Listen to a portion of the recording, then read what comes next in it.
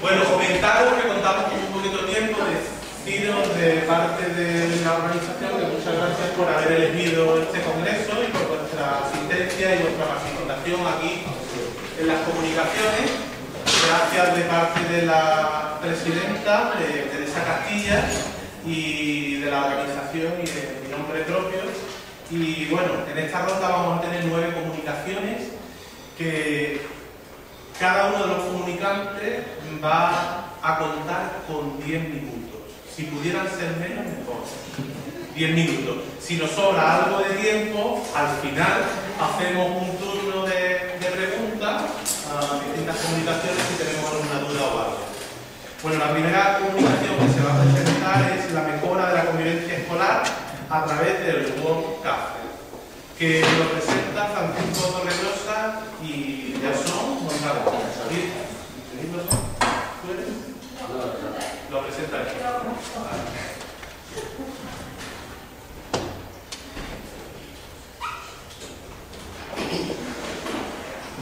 Buenos días. El trabajo que voy a presentaros es como resultado del trabajo que hice de final de máster de gestión de conflictos y mediación. Creemos que es fundamental fomentar la convivencia en los centros escolares, siempre poner en implementación de programas que contengan tanto la prevención como la gestión de conflictos. En la Comunidad Valenciana encontramos diversas normativas que hacen referencia a la convivencia de los centros escolares. Aún así, todavía se oyen comentarios de profesores, de alumnos y de padres de que sigue habiendo conflictos en las aulas y en los centros. Hay diferentes normativas, como os he comentado, entre ellas está el CAPREVI, que es el plan de prevención y promoción de la convivencia.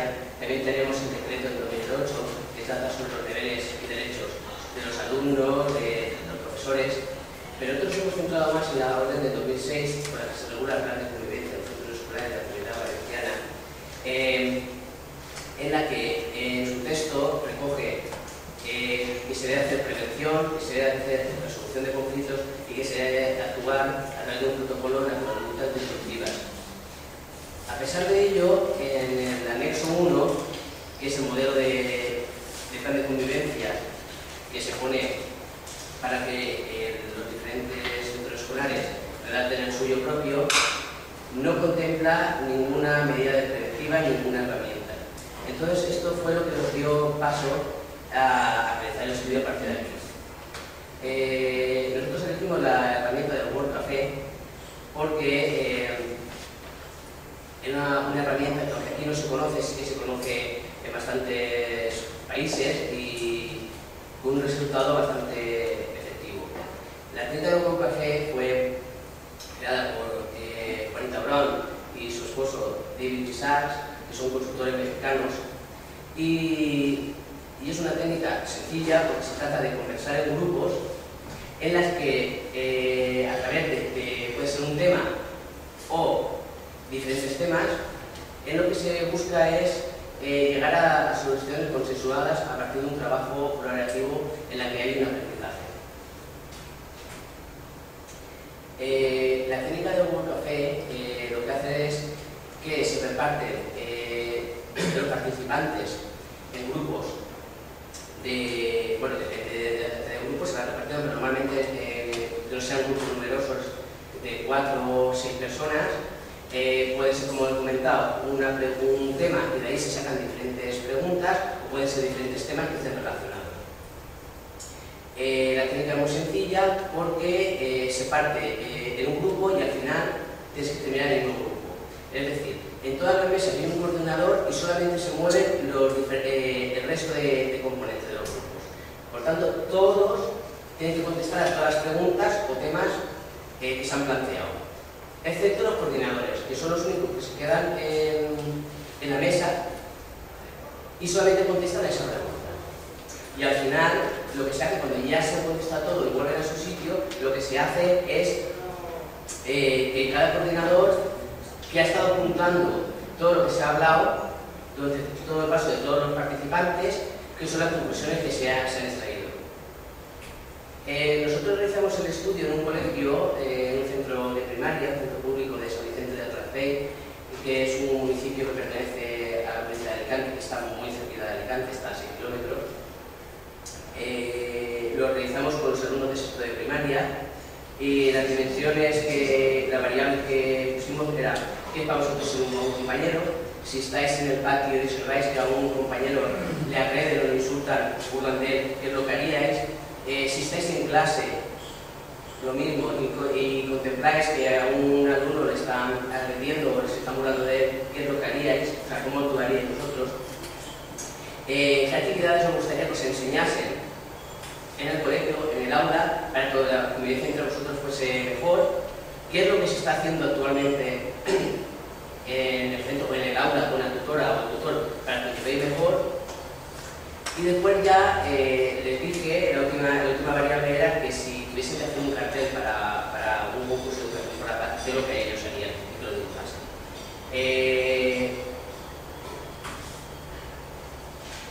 Si os dais cuenta, bueno,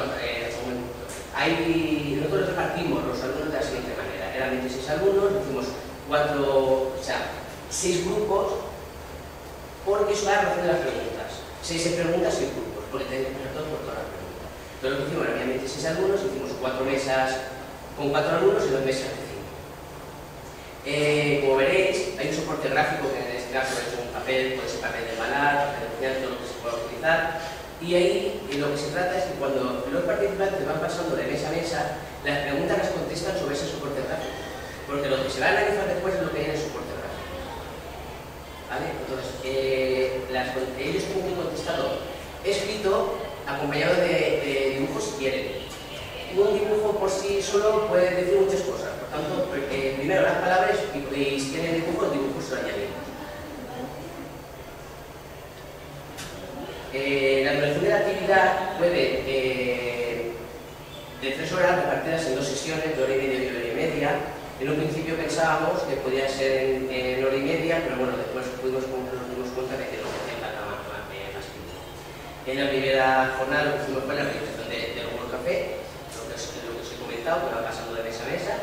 Y la segunda jornada lo que hicimos fue la realización de preguntas. ¿Preguntas de qué? Muy sencillo. De los manteles o soporte gráfico que se dieron la respuesta, lo que se hizo fue analizar cada soporte gráfico y de ahí lanzarle nuevas preguntas. Por tanto, ya no solamente se recogía información de las preguntas que le habíamos lanzado, sino que de ahí podíamos extraer más preguntas de las que íbamos a extraer más información todavía. Si vamos al análisis de difusión de los resultados, vemos que es para vosotros ser un buen compañero. Bueno, para eso un buen compañero es aquella persona que es amable, que es simpática, que no se burla y sobre todo que ayuda. Hubo un consenso en que lo principal era que ayudase. También reconocieron que alumnos con todas estas características, pues que no había muchos. Si estáis en el patio y observáis que un compañero se burla o agrede a otro compañero, ¿qué haríais? Primero decís al profesor, segundo separarlos, pero ojo, siempre que fueran amigos. Entonces, sí que me dio pie a lanzarles otra pregunta. Y si no es amigo tuyo o vuestro, ¿qué haríais? ¿Le ayudaríais? Entonces dijeron, la mayoría, una minoría dijo que sí, que sí, ayudándoles. Pero la mayoría dijeron que no, que les pegasen. Porque si era una especie de venganza. O sea, porque a lo mejor es ese alumno, uno de los alumnos que se está peleando, les ha pegado a él, pues se ha burlado de él. Entonces, porque les peguen. Después, y si a la idea separarlos, ¿te pegan? ¿Qué haces? Esto fue una doble intención, digamos, porque claro, lo que dice que les peguen no lo tenemos claro, más o menos, pero y lo que habían dicho que no, que ellos irían a separarles. Entonces, si a ti te pegan, ¿tú qué harías? Entonces, te pegables. Eso fue ya la respuesta por consenso. Después, si estáis en clase y observáis que un compañero se burla o agrede de otro, ¿qué harías? Es lo que voy a decir al profesor y después separarlos. Lo que pasa es que aquí, si os dais cuenta, si estáis en el patio, si estáis en clase. Ellos lo que confundían mucho, ellos piensan que lo que pasa en el patio tiene que ser en la clase. Y no es lo mismo, porque un conflicto que surge en el aula no es igual que un conflicto que existe en el patio de la hora de recreo. Entonces, aquí, como prácticamente era lo mismo, lo que pusimos fue la palabra violencia. Entonces, bueno, ¿y qué es de la violencia? Entonces, ellos tienen claro que violencia era pegar, era insultar, era agredir a alguien y faltar el respeto. Pero también decimos, bueno, y decírselo al profesor, ¿por qué se tiene que decir al profesor? Para que hable, pero ¿por qué? ¿Quién tiene que hablar? Entonces dijeron que, claro, que tenían que hablar las dos personas que se habían peleado para que volviesen a ser amigos y de esta manera resolver el conflicto. O sea, que tenían claro que la palabra conflicto existe y que la conocen.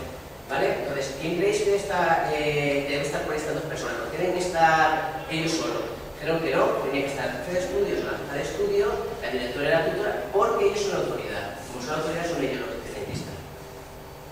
También apareció, aunque la palabra aula de convivencia, entonces les dije, bueno, ¿tú sabéis dónde está el aula de convivencia? ¿Y qué es el aula de convivencia? Y dijeron que sí, ellos sabían perfectamente dónde estaba situada en el centro y qué persona la dirigía.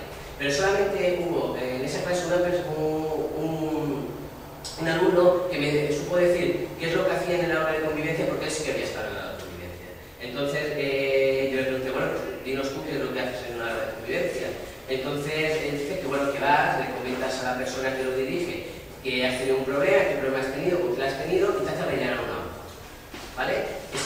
La persona que dirige el aula de convivencia después va a hablar con la otra parte que está en el conflicto y de esa manera soluciona el problema. Vale, ¿qué cosas os gustaría que os enseñase en el cole para que la relación con vuestros compañeros fuera mejor? Bueno, aquí dicen todos que enseñar a convivir a través del diálogo y la educación en valores. O sea que, bueno, tienen claro que sí que es importante, aunque después, si tú me pegas, yo te pego. ¿En qué os puede ayudar el fútbol ordenado? Bueno, esto fue una pregunta porque solo muy poquito me dijeron que actividades jugar al fútbol de los ordenadores. Bueno, jugar al fútbol, ¿por qué? Porque dice, bueno, porque ahí no hay violencia, ahí nos pegamos, pero porque hay juego, pero no porque nos llevamos mal. Y después las redes sociales, por ejemplo, dijeron a través de internet, y dice, bueno, en internet porque dice, bueno, porque con el chat nos comunicamos, podemos hacer muchos amigos. Ahí también hubo diferencia de opiniones porque habían compañeros que decían, bueno, pero es que tú puedes comunicarte con el chat con muchos y no ser amigos tuyos porque pueden vivir muy lejos. Otros decían, bueno, pero es que si está cerca, sí. Entonces ahí hubo un debate, pero bueno, estuvo bastante consensuado y bastante debatido entre ellos. Bueno, ¿qué se hace en el cole para que os llevéis mejor? La normativa. Ellos tienen claro que saben que no tienen que pelearse, que tienen que ser respetuosos, que tienen que guardar el turno de palabra, pero muchas cosas se quedan en el aire, pero la tienen bastante asumida. Y después, ¿cómo arreglar los conflictos en el cole? Hablando, quitando el aula de convivencia, que sí que van cuando son ya problemas más fuertes, sí que es verdad que, por lo menos en este colegio, lo que hacen los tutores es que cuando hay un problema, acuden al tutor o a la persona que está de guardia en ese momento, el profesor está de guardia, y le comentan lo que ha pasado. En ese momento intenta solucionarse el profesor de guardia o el profesor de tutor, con las dos personas. Si es bastante fastidioso el problema, ellos dos o ellas dos con el tutor, ¿vale? Si es una cosa que no es tan grave, digamos, sí que pueden estar durante toda la clase, ¿vale? Y la sexta variable, la última, es si tuvierais que hacer un dibujo para un cartel de educación por la paz, y intentarlo. Bueno, pues ahí pongo vuestro otro solo porque por palo más símbolo de la paz, una cosa muy bonita, por ejemplo, un alumno que dibujó 3 globos, que cada globo era una solución para un conflicto. Las conclusiones a las que se llegaron fueron las siguientes. El centro docente de solución se realizó el estudio, desconocía por completo la técnica, esta herramienta de conflictos llamada World Café.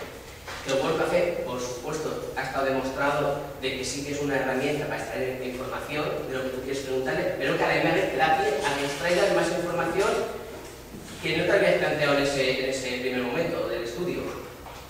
Que los alumnos tenían muy claro cuáles eran las normas de convivencia de su centro, pero que no siempre actuaban en relación a lo que ellos tenían interiorizado.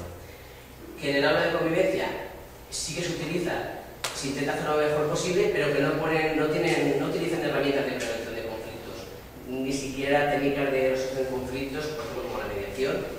Y por último, que a los alumnos les gustaría trabajar la convivencia a través del diálogo, y se piensa que hablando se pueden solucionar muchas cosas. Y bueno, muchas gracias.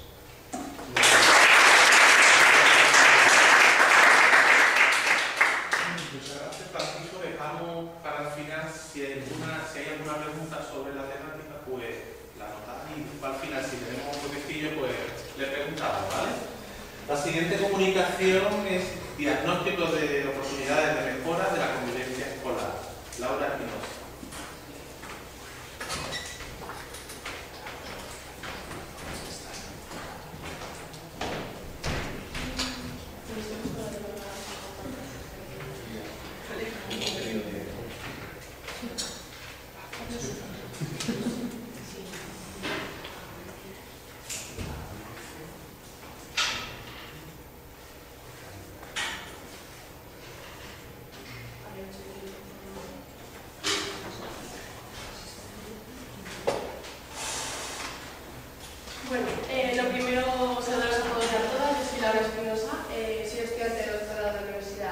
de Valencia, doctora en Educación. Hoy presento la primera fase de mi tesis doctoral, que se llama, como ha dicho el compañero, diagnóstico de oportunidades de mejora de la convivencia escolar, que se enmarca dentro de un proceso de investigación-acción que pretende crear una transformación en la gestión de la convivencia escolar en un centro específico que se encuentra en Burjasot, que es un municipio de Zona Valencia. Entonces, ¿cómo lo hacemos? Pues a partir del diseño e implementación del plan de convivencia. Esto se hace a partir del enfoque basándonos en el desarrollo de la teoría de la integración apreciativa, ¿vale? Como un enfoque que fomenta la transformación participativa y positiva de las organizaciones. Centrándonos un poquito más en lo que es el objetivo del diagnóstico como primera parte de la tesis doctoral, pues tenemos que decir que se pretende que los agentes participantes, es decir, las diferentes personas que forman parte de la comunidad escolar, descubran las buenas prácticas de gestión de la convivencia que están haciendo en su centro. Y eso como ellos mismos se dan cuenta, reconocen, se conciencian de las potencialidades que tiene su propio centro, tanto igual que ellos, para gestionar la convivencia. Y siempre desde este enfoque que ayuda a esta transformación y a darse cuenta de las buenas prácticas de convivencia y las potencias. Como objetivos específicos, encontramos que se ha aplicado la perspectiva apreciativa en la gestión de la convivencia escolar en este centro, utilizar los recursos de indagación apreciativa para diseñar e implementar un nuevo plan de convivencia dentro de este centro, y luego, por otra parte, se complementa la investigación con un análisis previo de lo que son los recursos y documentos oficiales que gestiona la convivencia del centro, como puede ser el reglamento de régimen interno, el plan de convivencia, el proyecto educativo del centro y demás. Como somos de la comunidad valenciana también, pues también hacemos un estudio, ¿no?, pues de lo que es el plan previo, etcétera, para comprobar en qué medida todos estos documentos son útiles y afectan en la gestión del día a día de la convivencia en la escuela. Y por último, pues establecer los sueños y áreas de mejora de la convivencia escolar en este centro. Bueno, yo quería explicar más o menos los fundamentos teóricos y metodológicos de lo que es la investigación, que se trata de una investigación-acción educativa. ¿Por qué? Porque se implementa una acción que pretende crear una transformación en la gestión de la convivencia en este centro y que a su vez crea un conocimiento científico que ayuda a acercarnos a comprender mejor la realidad de las escuelas. Por lo tanto, enriquece y además crea esa transformación en la propia organización. De forma general, comentar que el enfoque de la indagación apreciativa se basa en el construccionismo social. El construccionismo social dice que la realidad, nuestras percepciones, los diálogos que mantenemos, los significados, los vamos construyendo socialmente, es decir, con nuestras interacciones en el día a día, en el contexto en el que nos encontramos. Entonces, por la indagación apreciativa, coge esta perspectiva de construcción de la realidad y lo enfoca de forma positiva. ¿Vale? ¿Eso qué quiere decir? Pues plantea una perspectiva muy interesante que es un cambio de paradigma a la hora de gestionar el conflicto, las organizaciones con el conflicto y el cambio, mejor dicho. ¿Por qué? Tradicionalmente siempre se ha aplicado un proyecto de intervención intentando dar respuesta a unas carencias de esa organización, unas necesidades. Y para eso pues hacemos un tratamiento. Nosotros enfocamos de forma positiva, es decir, centramos el foco de atención en las potencialidades de la organización, en lo que funciona, en lo que la gente hace bien.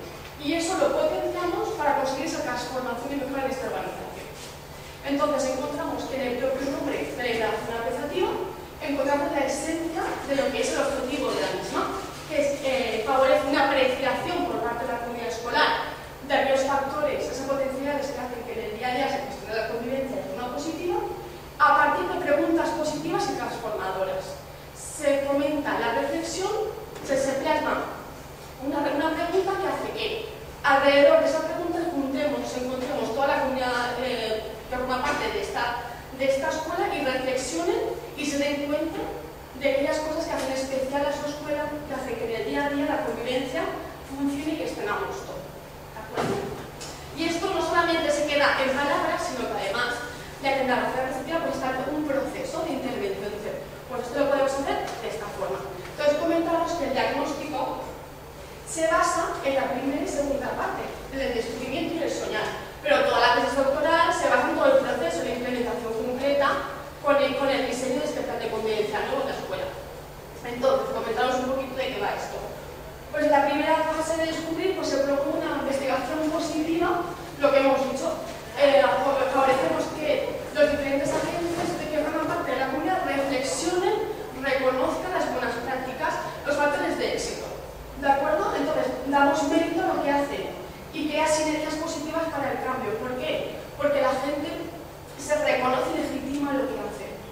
y eso empieza a crear pues, compañerismo, cooperación, porque es posible conseguir y potenciar esto. ¿De acuerdo? Una vez que hayamos identificado estas buenas prácticas, se da el salto a otra pregunta que favorece el sueño. ¿De acuerdo? ¿Y eso cómo se hace? Pues se favorece que la gente imagine a dónde le gustaría que llegara su escuela. ¿Qué es lo que te gustaría que pudiéramos hacer juntos y que nuestra escuela llegara a ser? ¿Vale? Entonces se comparten los sueños y se empieza a proyectar una imagen de lo que es posible. ¿Por qué? Porque la innovación organizativa cree que las ideas ayudan, las imágenes crean movimiento, acción. Entonces, si todo el mundo cree que es posible esta imagen y compartimos un objetivo compartido, que es una gestión positiva y transformadora de la comunidad, es posible si cada uno de nosotros, con la siguiente parte, empezamos a decir qué podemos hacer. Diseñamos cómo será esta nueva organización. Empezamos a concretar acciones de corto, medio y largo plazo para conseguir esta transformación. Y en este caso, a partir del plan de convivencia, que es la base de la tesis. Y por último, pues ya se invita a la acción y se aplica este plan de convivencia y se fomenta la cooperación y el apoyo de toda la gente en esto. Bueno, aquí os explico un poquito lo que es en sí el desarrollo del diagnóstico, que es el objeto de esta comunicación. Pues hay una primera parte donde se rescata ese interés por parte de la escuela de gestionar y fomentar la convivencia, pues se coordina, se concreta, se organiza otras acciones, se planifica. Y en esa misma reunión se solicita al colegio la documentación que hemos dicho que va a ser el análisis estructural de los órganos o recursos que el día a día fomentan la gestión de la convivencia para tener una visión objetiva de cómo se está gestionando la convivencia. Y eso se contrarresta con el análisis de la percepción de la convivencia, que es donde ya empieza el enfoque de interacción organizativa, porque empezamos a aplicar estos instrumentos de recogida de información, pero basados en esta teoría de interacción organizativa. Entonces, en este caso hemos utilizado dos instrumentos, entrevistas apreciativas y el World Café. Y los dos instrumentos se basan en la formulación de preguntas positivas y transformadoras. Entonces, es muy interesante porque la diferencia entre los instrumentos en este caso es que la entrevista es más directa, se hacen unas preguntas de forma personal, si tenemos 11 personas diferentes del centro, pues desde el director, el conserje, la psicopedagoga, padres, de todo.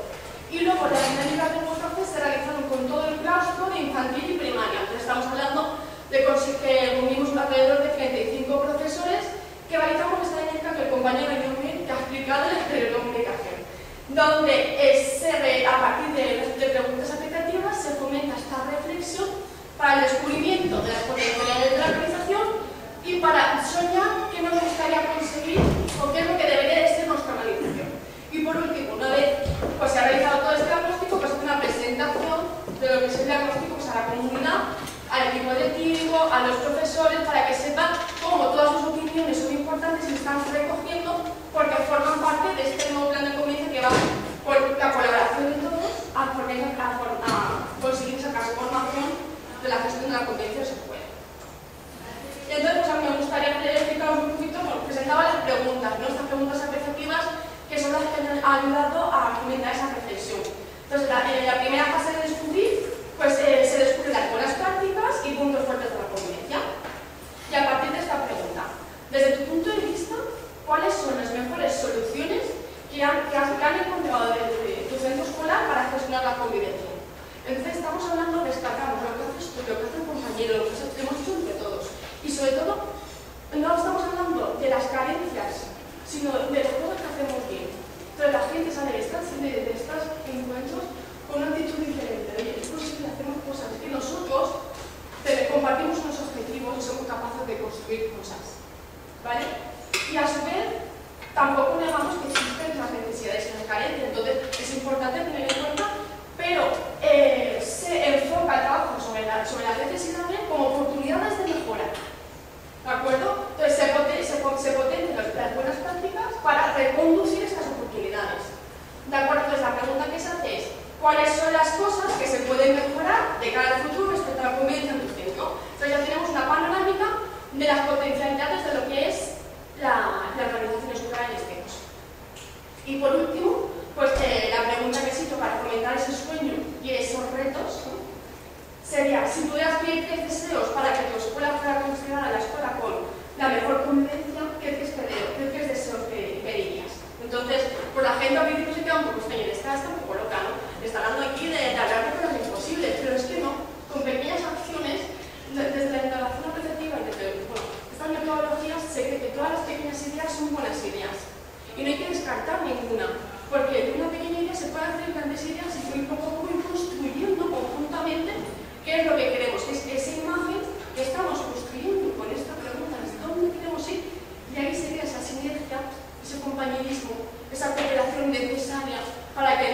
medida esto vaya, ¿sabes?, haciendo mella en lo que es la gestión de la convivencia.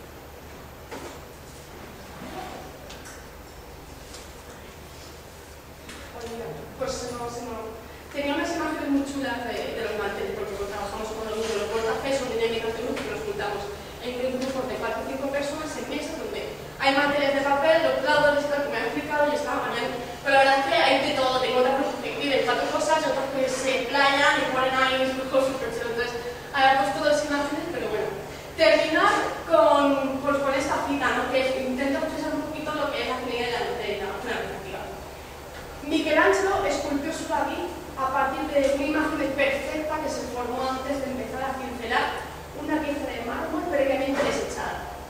Decía que solo tenía que limpiar el mármol sobrante para obtener la estatua que ya se encontraba ahí. Michelangelo pudo decir una tentativa, porque fue capaz de construir a partir de la imaginación de la estatua que se había conseguido. Él sí mismo sabía eso. Entonces, lo que se pretende con esta investigación es que la propia comunidad escolar se crea y tiene la capacidad de construir aquella convivencia que ellos mismos consideren la que es adecuada para su escuela, y crean esa sinergia, y todo estructurado desde un proceso de cambio y de diseño de nuevo para la convivencia. ¿Y esto es?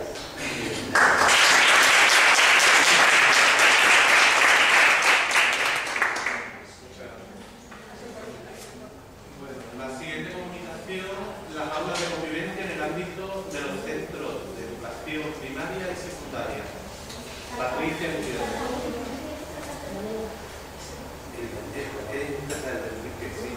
La violencia escolar y la convivencia en contexto socioeducativo. No me importa. Enrique Díez.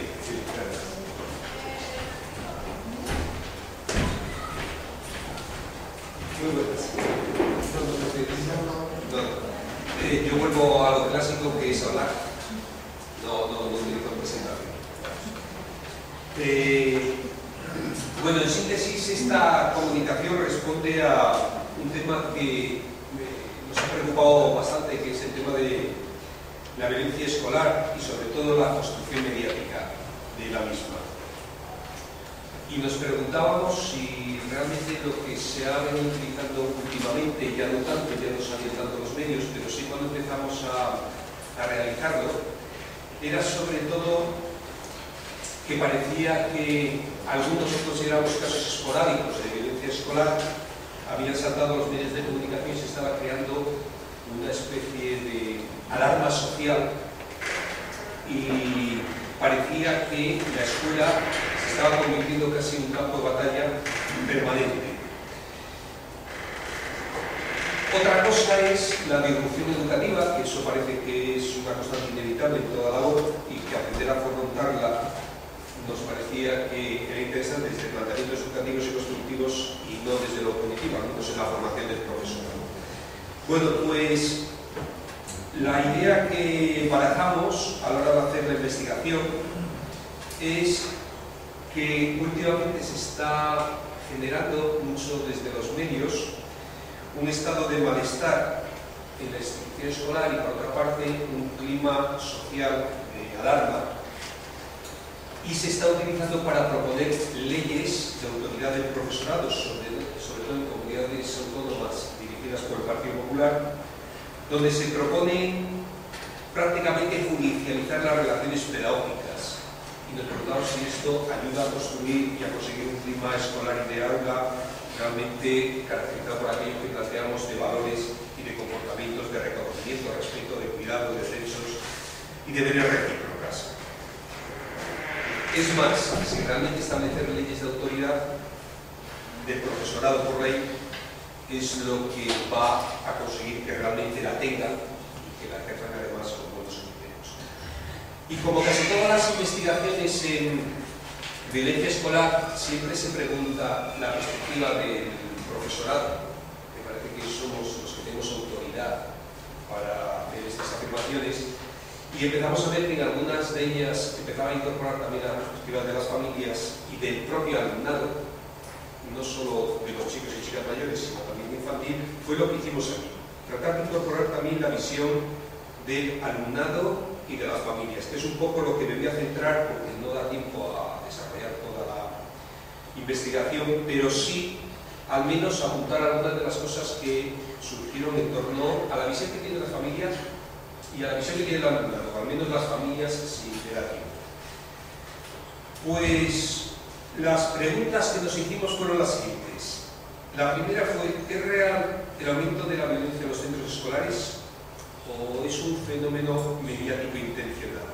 Es decir, hasta qué punto los medios de comunicación reflejan la realidad escolar o la magnifican y esta se convierte, de hecho, en una construcción mediática. Es decir, si los niños y niñas, los jóvenes y adolescentes de ahora son más violentos que los de su misma edad hace 10, 12 o 15 años. No nos preguntamos si el profesorado era más violento ahora que hace 15 años, ni si la sociedad era más violenta. Nos centramos, ¿verdad?, sobre los niños y niñas, que parece que son los que habitualmente son violentos. Pero no tiene que dejar de ver con las otras preguntas que nos hicimos. La segunda: en caso de ser verdad ese aumento de violencia, ¿cuál es su causa o sus causas? Y una tercera: en caso, por otra parte, que fuera un acontecimiento creado, magnificado por los medios de comunicación, ¿a qué intereses respondía? Cuando empezamos a trabajar sobre estas preguntas, a su vez nos llevó a otras, que nos parecieron también interesantes. Se pueden cambiar, lo digo porque además estas preguntas ya indicaban por dónde íbamos obteniendo los resultados o algunos resultados parciales de la investigación y cómo íbamos incluso variando la orientación. Se pueden cambiar las políticas educativas de integración y comprensividad, favoreciendo las segregaciones entre alumnado conflictivo y alumnado que responde a lo que de él se espera oficialmente, como parece que apuestan algunas propuestas pedagógicas, entre comillas, al menos desde políticas pedagógicas. Otra pregunta que nos empezamos a hacer es: ¿se favorece con la repetición insistente y machacona de una cierta alarma social la creación de centros educativos que se convierten en guetos para concentrar a los alumnos y alumnas problemáticos? ¿Surgirán así los centros de primera y de segunda? Ya últimamente nos preguntábamos si aparecería el rankings también con un apartado específico. Y la última: ¿surgirá así un nuevo cuerpo profesional de guardias de seguridad en los centros que se conviertan en parte de la comunidad educativa, como están proponiendo desde algunos sectores y que ya en modelos anglosajones existen? ¿Por qué nos hacemos estas preguntas? Fundamentalmente porque hasta hace pocos años, en todos los ámbitos educativos, no solo en la educación, sino en la legislación, en el discurso de la administración, los planteamientos que aparecían recurrentemente estaban ligados a la comprensividad, a la integración, a la interculturalidad, pero todo esto parece que ha quedado en segundo plano y ahora lo que se discute es sobre todo los itinerarios, las distintas vías en función de las capacidades, ahora que llama nuestro ministro de los talentos. Incluso la escolarización hasta los 16 años se ha puesto en entredicho, eso cuestionándose si tenemos que estar todos y todas juntos y juntas. Aunque ahora es verdad que Comisiones Obreras acaba de demandar que nos escolaricemos hasta los 18 años.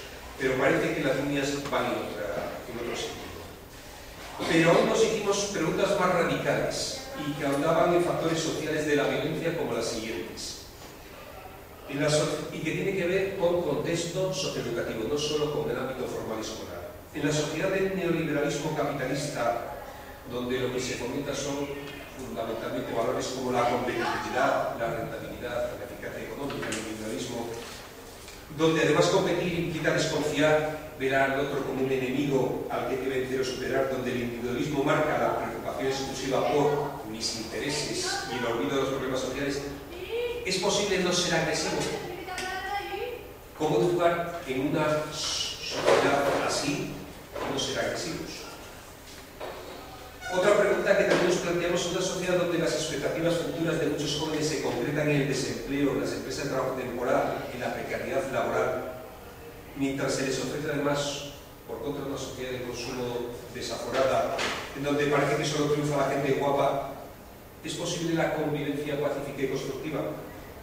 Y por último, en una sociedad como la que vivimos, donde la riqueza está polarizando, además las clases sociales cada vez de forma más agresiva, donde los ricos son cada vez más ricos y los pobres son cada vez más pobres, ¿es posible no competir agresivamente para conseguir aquello que no tenemos y que nos están estimulando constantemente a tener? Como ven, el planteamiento de la investigación era muy amplio, muy extenso, pero todo esto me interesa aquí solo rescatar la perspectiva que nos plantearon las familias, porque nos sorprendieron algunas cuestiones interesantes. Se desarrolló a lo largo de 2 años, se hizo en la provincia de León, fue respecto a toda la comunidad educativa, y del alumnado participaron 400 chicos y chicas, de familias 351, y luego del resto de personal, también personal docente y también dentro del profesorado, también se introdujo una muestra representativa, pero aquí recuerdo las familias y el alumnado, sobre todo las familias. La metodología utilizada fue de carácter fundamentalmente cualitativo, aunque también triangulamos con algunos instrumentos de corte cuantitativo, pero sobre todo observación participante, entrevistas, grupos de discusión y también cuestionarios. Bueno, algunas cuestiones que me interesaba resaltar por resumir muy brevemente algunas aportaciones. Las familias nos dicen, y esta es su percepción, que intentan hacer frente a los conflictos de una forma razonada y o utilizando medidas sancionadoras, pero dejan en último lugar siempre, y además lo descartan, lo de evitar la situación o dejarlo por imposible. Es decir, parece claro que las familias en general consideran que es mejor hacer frente al conflicto, es decir, afrontar los conflictos. Por lo tanto, nos planteaban ya en los grupos de discusión, algunas intervenciones interesantes. Parece que estaban de acuerdo que los castigos solo funcionan mientras los niños y las niñas son pequeños, sobre todo porque reconocían que era difícil castigar cuando el hijo o la hija no superaba el tamaño y fuerza, que además el castigo solo era efectivo mientras el que castiga se haya presente y tiene fuerza de coacción. Y sobre todo lo que decían era que preferían, no es cierto que fuera mayoritariamente, pero una parte sí nos pareció interesante destacar, lo de trabajar con las consecuencias en vez de con los castigos. Lo decían que mantener el tema del castigo y la recompensa era una forma de que los niños siguieran eso que denominamos técnicamente heteronomía moral, es decir, que las normas vienen desde fuera y no pasaran esa autonomía, esa capacidad de autodisciplina o de autocontrol. Y en ese sentido hablaban mucho más de las consecuencias. Mayoritariamente también la familia considera que los conflictos no son negativos, que son parte de la vida humana.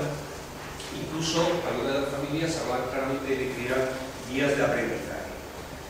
Opina mayoritariamente también que los jóvenes son actualmente más agresivos que hace 15 años.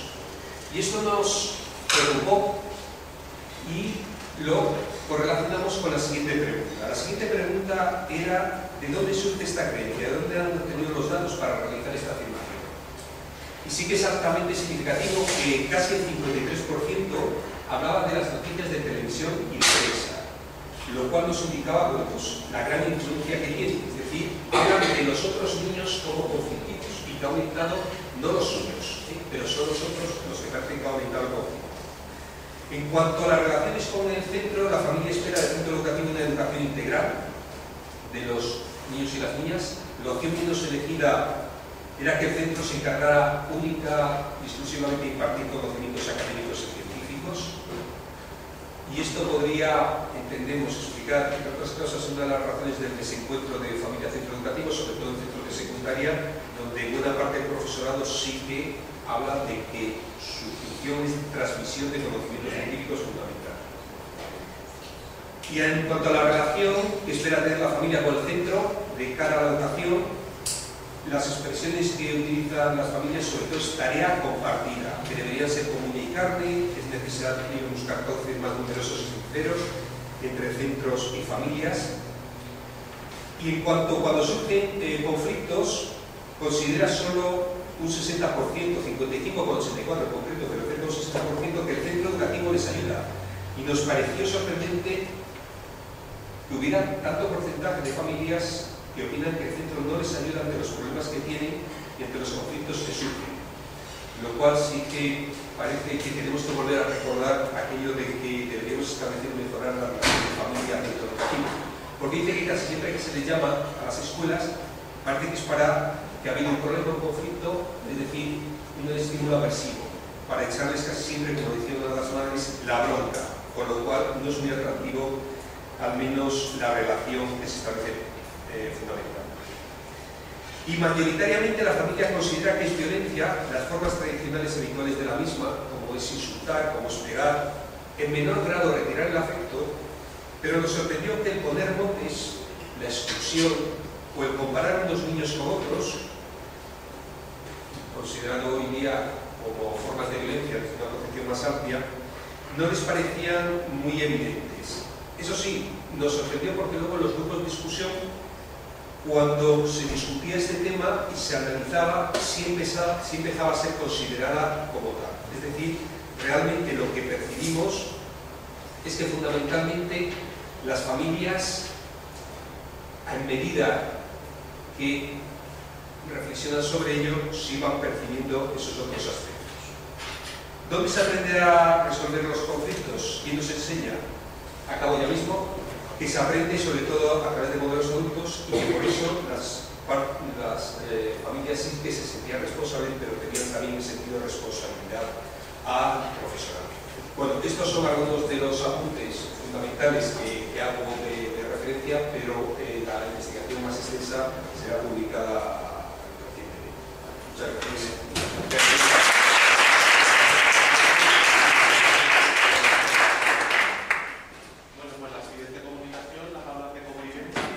Ámbito de los centros de educación primaria y secundaria. Patricia Gutiérrez.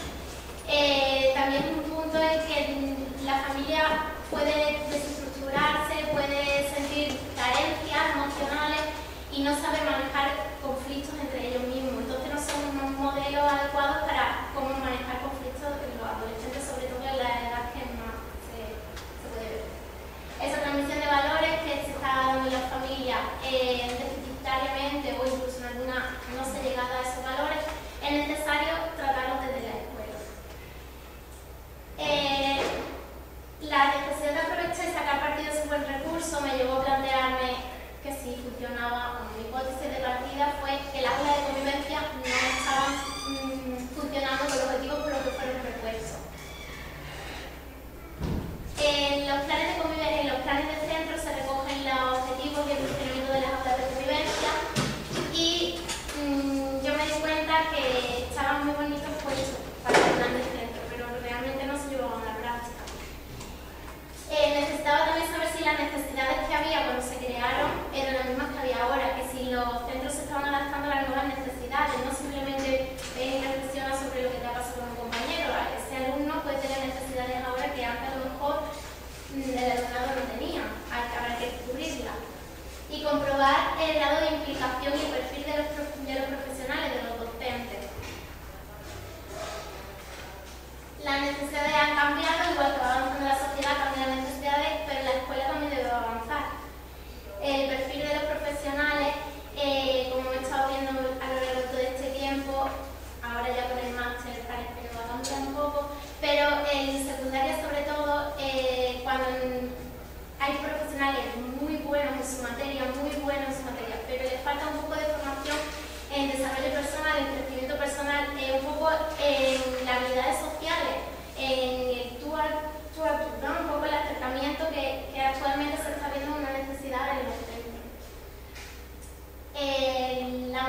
Uno de los objetivos también que es importante es la humildad, la responsabilidad y la implicación desde todos los agentes, no solo de los docentes, el alumnado y la familia. Utilizando metodología recopilando informaciones, materiales, planes de centro, legislación y una observación directa y participante. Además de mis prácticas, después he estado visitando diversas aulas de convivencia que he tenido la suerte y la oportunidad que me han dejado actuar en ellas y poder un poco llevar a cabo aquello que yo creo que se puede hacer. Las entrevistas abiertas y los cuestionarios. Los cuestionarios se hicieron online porque por falta de tiempo, también un poco del anonimato, cuesta mucho trabajo que llegue alguien que no es nadie como yo a un centro diciendo que voy a hacer investigación de la aula de convivencia. El miedo sale, ¿no? El miedo de decir, bueno, ¿y esta quién es y a qué viene? Pues hice los cuestionarios online un poco por este tema. También me vino muy bien porque el alumnado contestó al cuestionario gracias a que colgué el enlace en las redes sociales. Es una forma de llamar la atención de ellos y simplemente de pensar ya en el tema. Creo que esto es una base para futuras investigaciones, sobre todo un poco de reflexión personal por parte de todos los docentes, de familia, de alumnado, de decir qué puedo hacer yo para mejorar esto, ¿no?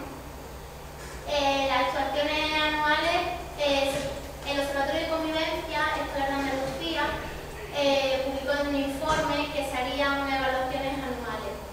Pues esto podría ser una evaluación anual, pero yo considero que una evaluación de este tipo se debe hacer un poco externa, porque para que haya un poco de objetividad.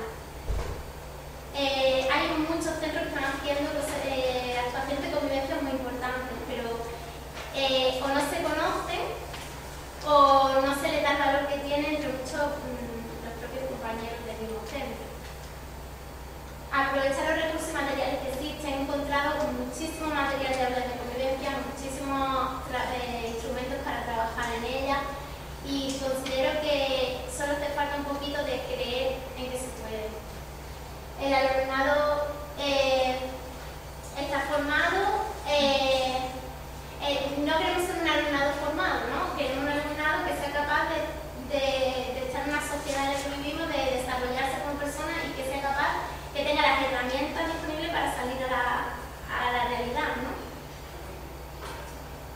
Me llegó un momento que encontré, después de 9 años, he ido a una aula de convivencia de primaria y me han visitado muchas, pero destaco esta porque me llamó mucha atención la implicación y la coordinación que tienen todos los docentes, la familia y los alumnos. Los alumnos no ven el aula de convivencia como un aula de castigo, lo ven como un aula de reflexión, lo ven como una oportunidad para mejorar. Y que el alumnado tenga esa percepción me hace muy difícil encontrarlo, y más en edades tan tempranas. Si estos niños cuando lleguen a sigue teniendo esa percepción o lo ven como algo normalizado y como oportunidades, vamos a tener una vida secundaria un poco más respetuosa, un poco más humilde, un poco más responsable. En este aula se hacen diversas actuaciones, también hacen mediación, asamblea, resolución de conflictos. Ellos, cada centro tiene necesidades diferentes, entonces es necesario que cada centro se pregunte a sí mismo qué actuaciones son las más adecuadas. No hay, y tampoco esto es la panacea, sino de un instrumento, un recurso que se puede utilizar. Estos son unos carnets que hicieron de gotas de agua. El alumnado, cuando asiste a la aula de convivencia, se le da el carnet completo con todas las gotas y va perdiendo gotas en función de su comportamiento. No se le da a todo el alumnado, se le da solo al que asiste al aula. Se supone que todo el centro tiene ese carnet, pero físicamente solo se lo dan al que llega al aula. Ellos, por conseguir su gota de agua, cambian de comportamiento. Las aulas de convivencia en secundaria te requeriría de un poco de otros instrumentos, de instrumentos un poco más que el alumnado se sienta partícipe de ese proyecto, ¿no? Del aula de convivencia, que no lo vea como algo negativo. Estas son algunas gotas que tenían puestas y decorando el aula. Y nada más, solamente deciros que las conclusiones de mis investigaciones han sido un poco que, como ha dicho el compañero Enrique, que ya os lo voy a leer exactamente porque no quiero que se me escape nada. Es necesaria una concienciación por parte de todos los agentes, alumnado, familia y docentes, que no quede simplemente la reflexión personal, sino una actuación. Es necesario dotar al alumnado de herramientas para gestionar las emociones, los conflictos, sus propios intereses, respetando de los demás, enseñarles a ser personas ante todo para que puedan desarrollarse y convivir con ellos mismos y en comunidad, formar personas sanas, resolutivas, prácticas y competentes, tanto intelectualmente como emocionalmente, porque se ha demostrado que para que se pueda desarrollar una la otra también es importante. Considero que es necesaria una reconciliación entre ambos agentes, entre familia y centro, por el bien de la comunidad educativa. Empezar desde cero, sin soberbia, sin juicios, sin rencores, basado en una fuerte y consolidada base en la cual construir nuevos cimientos enfocados hacia una respetable convivencia, para el buen desarrollo de la educación y de la formación del alumnado. No se trata de culpables, sino de que cada agente asuma su propia responsabilidad y haya una conciliación entre la familia y los centros. Muchas gracias.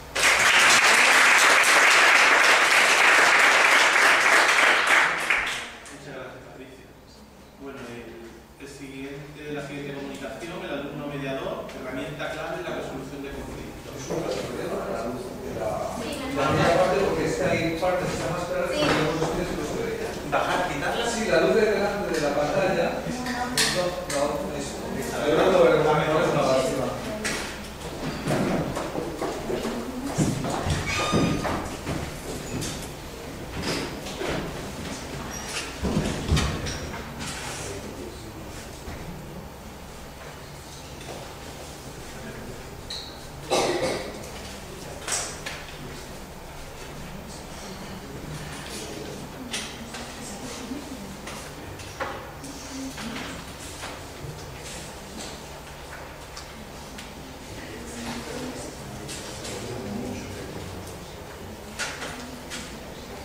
Buenas tardes, me llamo Remedias y yo voy a proponer mediar los conflictos y resolverlos por medio del alumno mediador. El eje principal de la propuesta, esto es un proyecto que estamos llevando a cabo en el colegio donde trabajo, en el instituto, es la prevención. La prevención como herramienta clave pues, en la resolución de los conflictos y en la mejora de la convivencia de los centros educativos. La escuela es un reflejo de la sociedad en la que vivimos, porque en ella se plasma con mayor exactitud con las diferencias individuales de las personas. Esta pluralidad, esta multiculturalidad se ve en las clases. Tenemos alumnos muy dispares, bien por su cultura, por su etnia, por su religión, por su propio nivel educativo, su ritmo de aprendizaje. Si a esto le unimos la evolución que tiene y ha sufrido el modelo familiar, familias monoparentales, padres divorciados, la cosa pues es mucho más complicada. La falta de conocimiento de estas diferencias es lo que crea, de acuerdo con nuestro punto de vista, pues desigualdades y discriminaciones que muchas veces terminan en conflictos. Aunque el tema del Congreso no es el aprendizaje cooperativo, haré una breve alusión, puesto que es la metodología que utilizamos en el centro para trabajar. Con esta metodología somos escuela inclusiva, asumiendo el compromiso de atender a todos los estudiantes y de no excluir a ninguno. El aprendizaje cooperativo es un dispositivo pedagógico impresionante para afrontar los retos educativos y sociales del momento, ya que aprovecha las diferencias individuales de cada sujeto y las aprovecha positivamente. Todos tenemos algo que aportar. En línea con lo que ya se está haciendo, pues nuestro proyecto tiene dos claros orígenes. Por un lado, nace de la preocupación del profesorado de crear o de formar personas, y por otro lado, pues resolver los conflictos que surgen en los grupos cooperativos. Cuando empezamos las dinámicas cooperativas, vemos que los problemas aumentan. Entonces, parece una paradoja, pero ¿cómo manejan los conflictos los alumnos en los grupos cooperativos? Si empiezan los grupos, como he dicho, los alumnos empiezan a trabajar en dinámicas y los problemas aumentan. Y nosotros luego vamos a proponer resolverlos por medio de la cooperación. Por eso digo que parece un poco paradójico. Pero autores como Johnson y Kluben pues dicen que la cooperación y el conflicto van de la mano. Y en las relaciones personales los conflictos son inevitables. Lo importante es cómo los abordamos. ¿Por qué? Porque las consecuencias son muy dispares, dependiendo de cómo lo veamos. Ante esta panorámica, pues hay que aprender estrategias y procedimientos para resolver los conflictos. De ahí que surja la necesidad de un programa de mediación. ¿Para qué? Para que los alumnos, no solo alumnos, sino también profesores, aprendamos a resolver nuestros conflictos y seamos conciliadores y mediadores de los demás. Como veis, le damos una visión totalmente distinta. Convertimos los conflictos en una herramienta clave de la toma de decisiones. Y esto da pie a actividades mentales como por ejemplo el razonamiento. De este modo estamos mejorando pues, los logros académicos. Quiero que reflexionéis un poquito en estas imágenes.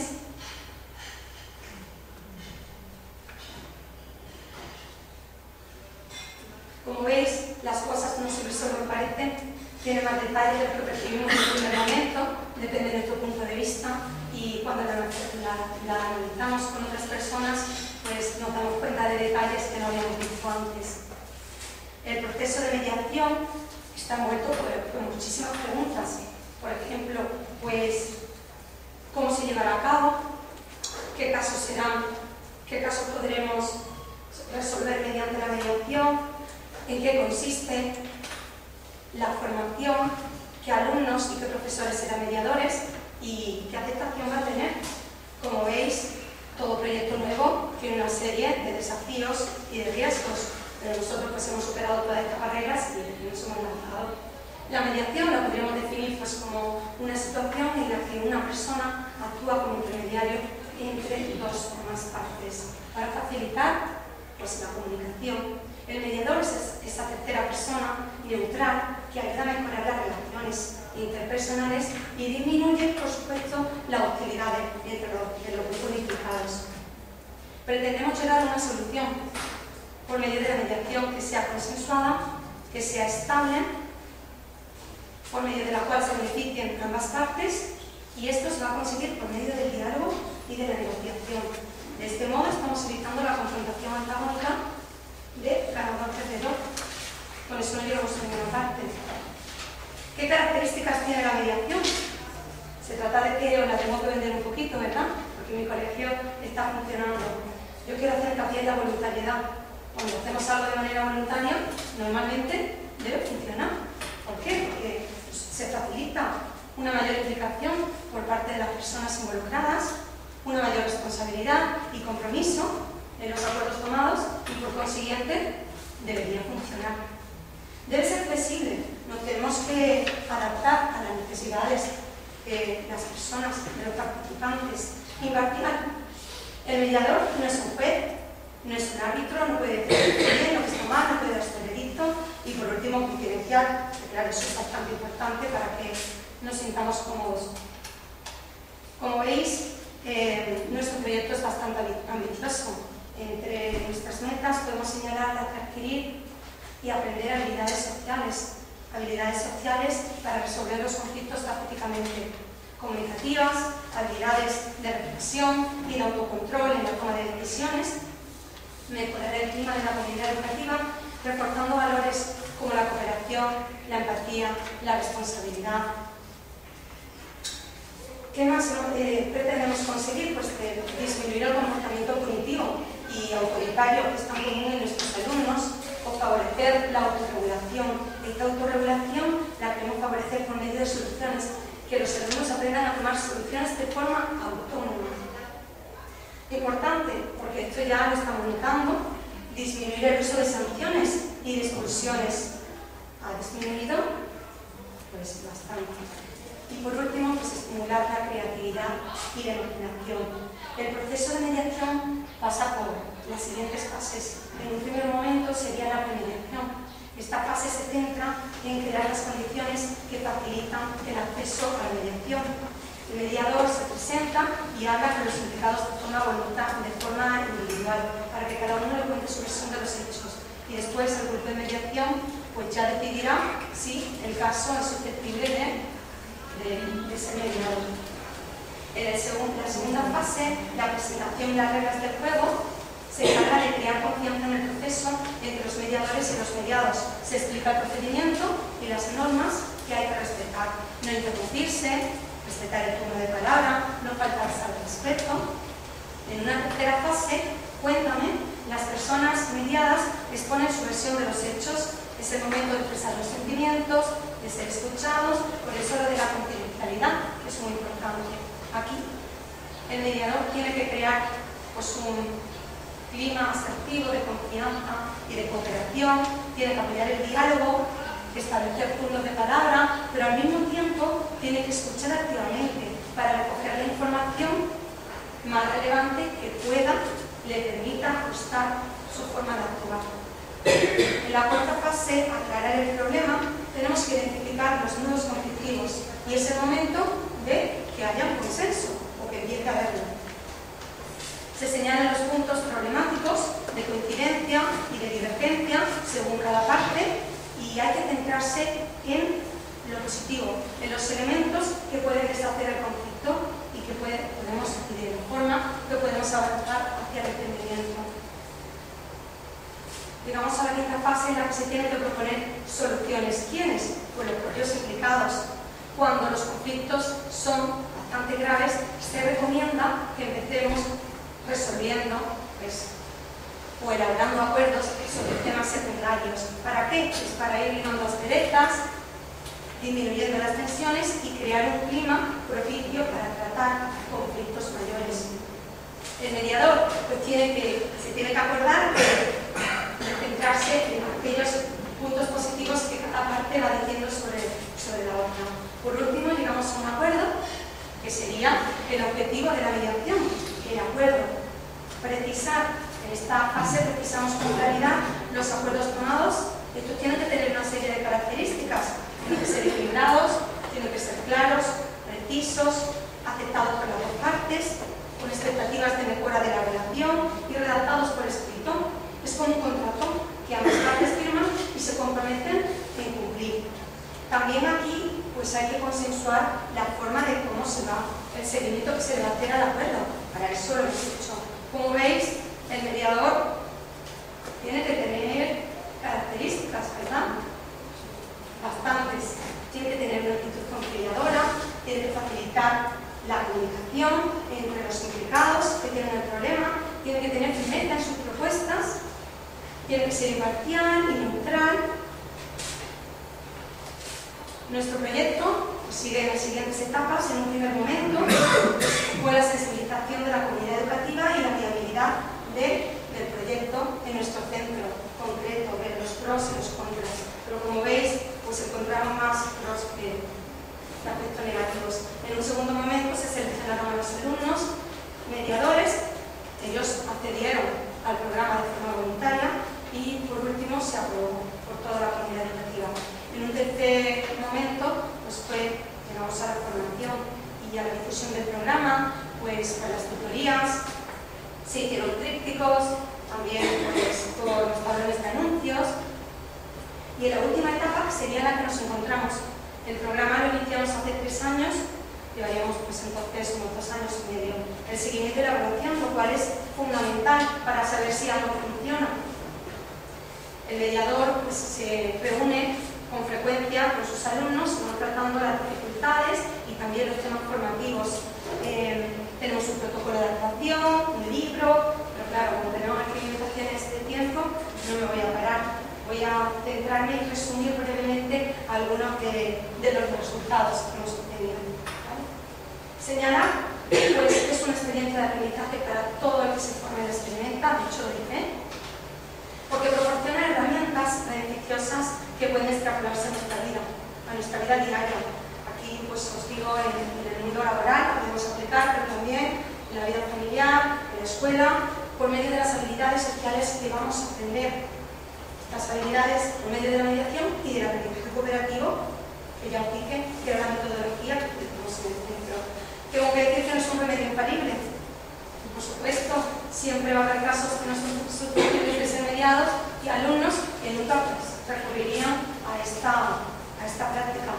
En cuanto a la evaluación, pues nos parece un poco prematuro hablar de resultados. ¿Por qué? Pues porque creemos que tenemos que seguir asentando los cimientos de nuestro programa, pero si nos centramos en la comunidad educativa, en su satisfacción, podemos decir que está funcionando. Las entrevistas a los profesores, los cuestionarios que hemos pasado a los padres, a los alumnos, nos han proporcionado pues, una primera aproximación de la aceptación positiva que está teniendo el programa. Los logros, esto es importante, nos ha hecho reflexionar mucho en el modo de abordar los conflictos y en la forma de sacar algo positivo de cada situación. Por ejemplo, estamos creando conflictos y evitando enfrentamientos mayores, de ahí el caudal preventivo al cual hacía referencia al principio de mi presentación. Estamos eliminando comportamientos antisociales y por consiguiente, pues, promoviendo actitudes altruistas con respecto a los demás. Se disminuyen los conflictos, esto es importante. Este hombre se ha levantado de la foto nerviosa. Se disminuye el tiempo, esto sí que lo quiero decir, que se disminuye el tiempo que se le dedica a la resolución de los conflictos, entonces las tutorías se pueden utilizar para otras cosas. Y de hecho tenemos una pequeña recompensa que algunas veces hacemos algunas salidas. Por último, la práctica nos demuestra que frente a los modelos tradicionales como el punitivo, pues la mediación se está abriendo paso como método preventivo. Autores como Cohen consideran que estos programas no solo previenen problemas de violencia, sino también problemas mayores como las drogas. ¿Por qué? Porque factores como la baja autoestima o la falta de habilidades en la toma de decisiones disminuyen al potenciarse el diálogo, la escucha activa o el pensamiento creativo. Por último, pues reivindicar la importancia de la mediación como herramienta de transformación pacífica de los conflictos e instrumento clave en la mejora de la convivencia.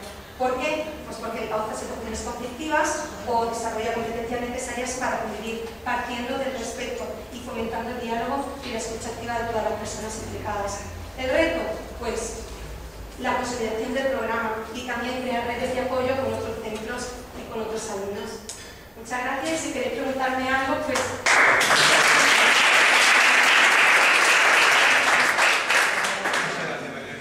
Bueno, la siguiente comunicación, cuantificación del grado de satisfacción y satisfacción de los educadores de centros sociales Virgen de la Esperanza. Es un centro de menores, ¿no? Centro de protección de menores. La comunicación es de Francisco y el resto de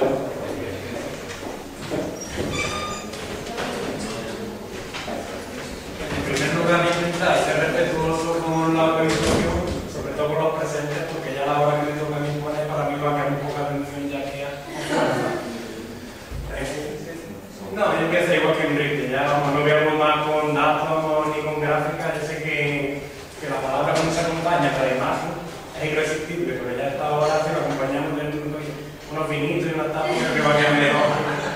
Muchas gracias. Nada, entramos ya de lleno. El hecho de presentar la investigación en este congreso es porque responde más que nada para hacer unos términos más coloquiales que no podemos entender. Es como un malestar docente, pero como no somos docentes, quería ver lo bueno y lo malo de cómo se van quemando los educadores. Porque siempre que te preguntan, ¿trabajas en un centro de menores? Y te estarás apuntando lo que no está escrito. Y bueno, vamos a intentar de una forma más científica de responder a ver hasta qué punto. Y como en primer lugar, lo primero de las condiciones del educador, el educador nos presupone una gran vocación, y es cierto, pero como todo cuando entramos a trabajar en sitio no vivimos solamente de educación social, necesitamos también turismo, vacaciones, y es lo primero que gusta a la gente de saber. Y en este sentido, vamos, la investigación sí da unos patrones de una satisfacción muy grande. Ten en cuenta en Villamaniza que es un centro público. Si no fuéramos un centro privado o concertado, va a cambiar completamente esto. Digo, por ejemplo, en Tuerco lo que hemos estado, un educador, si sumamos todos los complementos, sumamos toda la nómina que va a empezar puede andar alrededor de los 2.000 euros, por ahí puede andar arriba, abajo, aquí no pasa y aquí me llega de todo. Pero más o menos ha sido muy bien valorada. Había quien no, yo también digo que no, también es lícito si quiere cobrar más o menos. Las vacaciones se podían llegar a apuntar hasta, cuando tomas una cosa de diferencia, vacaciones y días de complemento por trabajar en festivo de estudio, pero pueden dar una vacación muy generosa de hasta 3 meses o más. En algunos de esos, y también ha sido muy bien valorado, han sido en este caso, también hubo que quería más. Esto lo encontramos. En la parte hemos visto que hemos intentado despreciar esos datos, porque era una bastante muy cerrada que todo mal, no había nada bien. Después, dentro de lo que cabe, el horario de trabajo también te permite, vamos, cuando se hizo esta investigación de 35 horas, ya subió. Se hizo en 2011, que si lo hiciéramos ahora, viendo que la crisis también, como ha llegado al límite, seguramente los resultados serían muchísimo más elevados de lo que estaría ahora. Después, es muy importante la estabilidad laboral. Dentro de lo que cabe, en un centro público, se consideran bastante inestables lo que el trabajador que está fijo ahora, como diferenciamos entre el fijo y el que no es fijo, ya vamos a irnos a la otra parte del extremo. Ya completamente insatisfecho se va a sentir casi todo el mundo. Y en parte yo creo que es uno de los parámetros muy importantes de esta investigación, de seguir investigando. Digo, porque con qué estabilidad voy a mantener yo al niño si yo cuando yo estoy pendiente de mi puesto que me voy a la calle. Digo, no sabes tú, y no es, la verdad que no son las mejores formas de trabajar así. Después ya, vamos, generalmente una insatisfacción que se encontró más grande era en la coincidencia que hay entre la administración y las propias del educador. Se le exige también muchas cosas al educador, digo, y aparte no se da los medios. Digo, mucho decir químico, pero digo, ¿con qué me piden eso? Por tanto, también, con mi respeto, también en la misma línea, el trabajo que realiza el educador tampoco se siente que esté muy valorado. Después, los efectos psicológicos del trabajo también han sido, no sé, tan muy satisfechos como se sale en el efecto psicológico, como he dicho. La suficiencia de recursos personales, si bien es verdad que tienen en cuenta con muchísimo personal a los centros, también es verdad que se empieza a sumar asuntos propios, días que se deben, días que no se sustituyen, días que, vamos, podemos empezar a hacer una cómputo y al final nunca está lo que tienen que estar. Y te encuentras con que tienes muchos niños, muy poco personal otra vez, y lo tienes, plantilla y mucho, pero realmente trabajando no tanto veces. Después, dentro de la satisfacción muy grande de esta, y esto sí es para remarcarlo, es la dificultad para ver los frutos allá. Los niños con 18 años se van a hacer mayores, pero después claramente vas a saber de muchos de ellos. Se van perdiendo por allí, se dice bien y se mal, y no tienen un feedback que te va a llegar a noticias para medir tu trabajo. Luego, vamos, ya también, en un término medio, sin indiferencia cercana a la insatisfacción, tenemos una organización eficaz y tiempo para reflexionar a los educadores. En parte de esto, lo que nos viene a decir es que los educadores han respondido de forma honesta, porque ellos mismos también se han criticado y dicen que ellos pueden mejorar. Que por el contrario, no lo pienso como un dato malo, sino al contrario, lo crítico porque no es esto mismo. No hubiera sido, y ellos mismos antes de responder ese dato. Después ya, cosa que ni bien ni mal en los parámetros normales serían un reconocimiento social de la labor realizada, la cantidad de tareas realizadas, estado físico tras el trabajo, posibilidad de promoción personal, una realización de informes de tareas burocráticas, y todo esto sería ya en lo que es el módulo rodillas, intentando de que no se levante y luego ya, si miramos de otro modo la formación recibida, de este modo sí que existen los resultados que ofrece, no hay un solo parámetro en toda la formación que haya salido, ya no hay ni en la indiferencia, es que era prácticamente todo en totalmente desacuerdo, que sería lo que se pudiera sería la evaluación de la formación recibida con respecto al puesto de trabajo, la oferta disponible de cursos de perfeccionamiento, adecuación de cursos ofertados, información sobre congresos y información relacionada con el puesto de trabajo. Cuando nos referimos simplemente con el puesto de trabajo, digo que es un Cristo de trabajo en un sistema de protección. Y cuando digo protección muchas veces me gusta diferenciar entre protección y reforma, porque muchas veces en un centro menor y vamos a poner el mismo saco, y es conveniente diferenciar eso.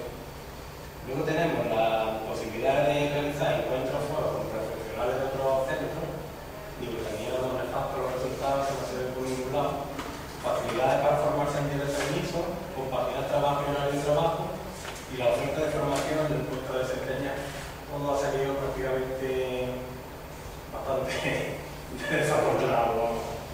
Y ya está, ya con el de eso podéis encontrar los datos de la comunicación y lo estudié un poquito más que yo que voy a por ejemplo. Bueno, con eso yo creo que he intentado encuadrar un poquito. Muy bien. Nada.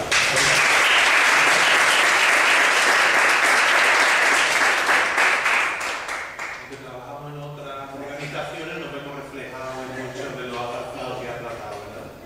Bueno, la siguiente comunicación es la de Virginia Carrera. Sí, pero no ha podido venir, me toca.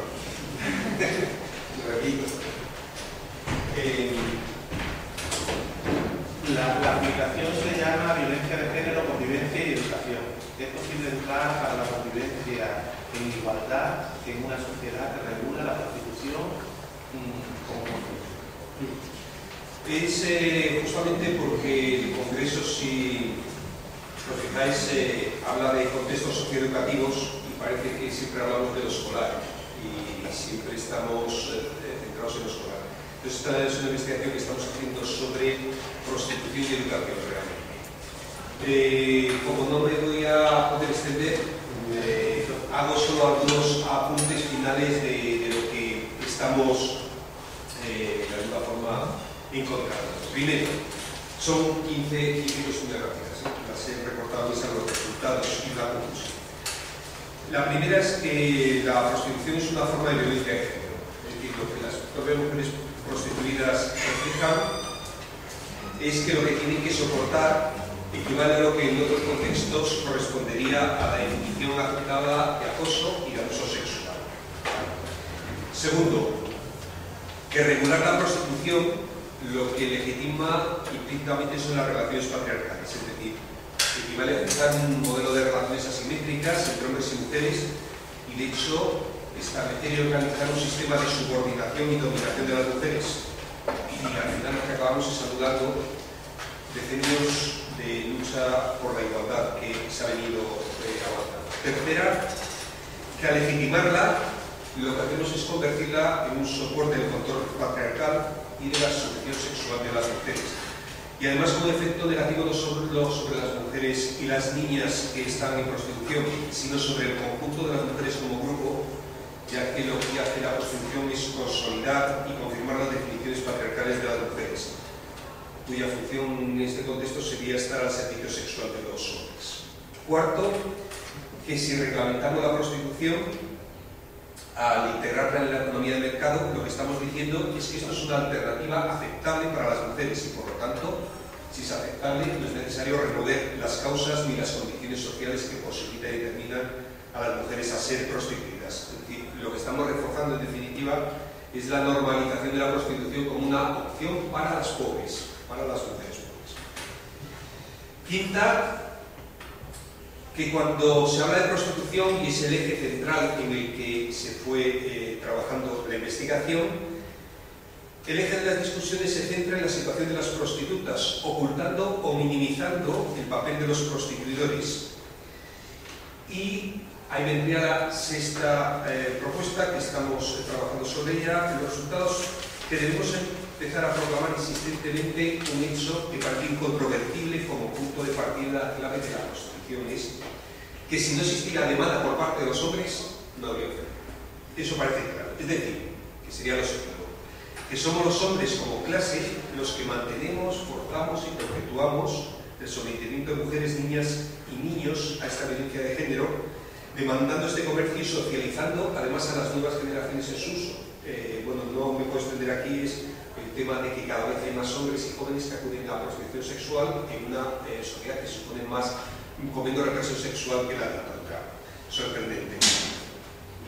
Octava, que partimos de un supuesto básico como clase, sea esto explícita o implícitamente consentido, que se considera que todo hombre, en todas las circunstancias y sea cual sea su precio, debe poder tener relaciones sexuales, como si tuviéramos ese ejemplo. Y noveno, que la prostitución se justifica como una realidad social inevitable que la mayoría de los hombres acepta como algo natural e inamovible. Los hombres de derechas, por lo que decían, prefieren que permanezca a la sombra eso de la doble moral, al menos que quiten a estas putas de mi calle. ¿Vale? Los hombres de izquierda desean que se legalice, alegando la defensa de los derechos de las trabajadoras y para liberar al resto de los seres humanos del yugo de la moral retrógrada. Pero lo curioso es que ambos planteamientos lo que evitan es analizar los mecanismos de poder patriarcales inaceptables que lo fundamentan. La décima parece que coincide con otras investigaciones que se están haciendo, es que un número creciente de hombres busca a las prostitutas más para dominar que para gozar sexualmente, que las relaciones sociales y personales experimentan una pérdida de poder y de masculinidad tradicional y no consiguen crear relaciones de reciprocidad y respeto con las mujeres con las que se relacionan, sobre todo en esta sociedad, que las mujeres se han empoderado y tienen más demanda de relación en igualdad de condiciones. Son estos los hombres que buscan acompañar a las prostitutas porque lo que buscan parece ser que en realidad es una experiencia de dominio y control total. La decimoprimera sería, al menos es que España es uno de los países donde el consumo de prostitución está menos desprestigiado. No solo nos aparece que un 39% de los españoles, dentro de la muestra, acude de forma habitual a la prostitución, sin que se le reproche ni se le recrimine legalmente, es decir, prácticamente uno queda 4, y aquí somos más de 4 hombres, lo cual es preocupante. De hecho, parece que hay un cierto consentimiento social tácito, si no explícito, al menos implícito. La 12 sería que esta estrategia del consentimiento tiene que ver con la influencia que se está dando en el proceso de socialización de los chicos y de los jóvenes en el uso de la sexualidad prostitucional. No parece que se condene y de hecho se plantea. La decimotercera, y que es la más relacionada, ya entra dentro con el mundo de la educación, era porque nos preguntábamos desde el punto de vista educativo cómo vamos a educar a nuestros hijos e hijas en igualdad con mujeres tras los escaparates como mercancías o sabiendo que es un posible futuro laboral de nuestras hijas. Es decir, si es posible educar en igualdad en una sociedad que afecte e instituya la desigualdad real. De ahí la decimocuarta, que por eso es radicalmente contradictorio hablar y defender la igualdad entre hombres y mujeres en el proceso educativo de los niños y niñas y simultáneamente apoyar relaciones y espacios de poder exclusivos para los hombres, donde la mujer solo parece tener cabida cuando está al servicio de este. Y de hecho lo que acabamos planteando es una sociedad cuyas prácticas regulan una concepción de la sexualidad marcada por estos principios, educa a los niños en la expectativa, a los niños, en la expectativa de que no tienen por qué renunciar a ninguno de sus deseos sexuales y a no tener en cuenta a la otra persona, puesto que si tienen dinero para pagarlo, todo es posible y podrán comprarlo. Y la decimoquinta y última es que en una sociedad que regule la prostitución estamos socializando a niños y niñas en valores claramente diferenciados. A los niños, en que ellos como hombres van a poder comprar, pagar el cuerpo, la atención y el tiempo de sus compañeras de pupitre en el futuro, y a las niñas, bueno, el futuro depende, porque la edad parece que también está en cuestionamiento, y a las niñas las estamos socializando en que ellas, como mujeres, pueden estar al servicio de los hombres. Quizá no ellas personalmente o directamente, pero sí las mujeres, muchas mujeres. Por lo tanto, que si se regula la prostitución, educar en la igualdad va a ser imposible. Conclusión. Planteamos, se suele decir tradicionalmente que la prostitución siempre ha existido.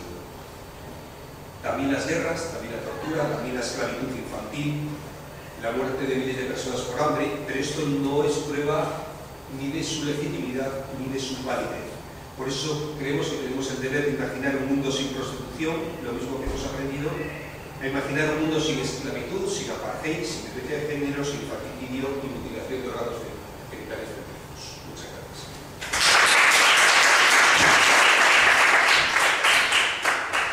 Muchas gracias.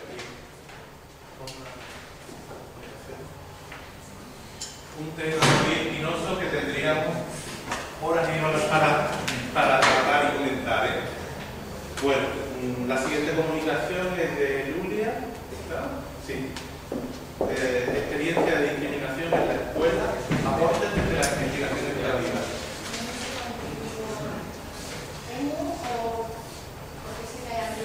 Sí, ¿qué tal? Tenemos a las 9:30, podemos empezar a hacer un más, ¿no? Pero eso, 5 minutillos, ¿vale? ¿Traes presentación? Ya no. Bueno, la variedad de las presentaciones es muy amplia. La mía va a ser desde una perspectiva personal del alumnado, especialmente de una alumna que en el momento de la investigación y era alumna de tercer ciclo. Es de origen de padres inmigrantes de origen chino. Entonces, yo voy a poner, bueno, en mi comunicación hablo desde su experiencia de aquellas manifestaciones de discriminación muy visibles y las que son muy escondidas y por la que ella ha pasado, desde la perspectiva de una alumna considerada alumna de éxito educativo, dado que ella está terminando sus estudios en Inglaterra en una universidad de mucho prestigio. Entonces no voy a hablar ahora porque realmente en mi comunicación lo que hago es dar algunas pinceladas de su narrativa.